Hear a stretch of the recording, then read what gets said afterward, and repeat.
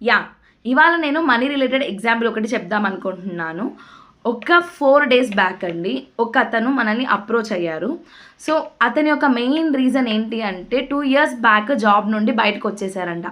అప్పటి నుంచి కూడా జాబ్ రిలేటెడ్గా సెటిల్ అవుదామంటే ఆపర్చునిటీస్ దొరకట్లేదు. దొరికినా కూడా లాస్ట్ మినిట్లో అతనికి ఆఫర్ లెటర్ రావడం డిలే అవ్వడమో, లేకుంటే లాస్ట్ మినిట్లో ఏదో ఒక ఇష్యూ రావడం, దానివల్ల 2 ఇయర్స్ నుండి కూడా జాబ్ తెచ్చుకోలేకపోతూ ఉన్నాడు.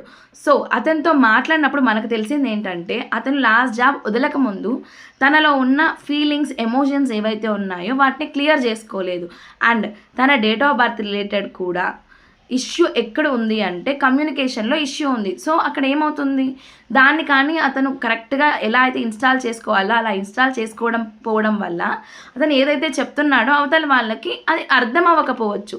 సో అతనికి మనం దాని రిలేటెడ్గా రెమెడీస్ అనేది ఇవ్వడం జరిగింది. ఒకటి, ఆ నెంబర్ 5ని తను వేరే విధంగా ఎలా ఇన్స్టాల్ చేసుకోవాలని చెప్పడం జరిగింది.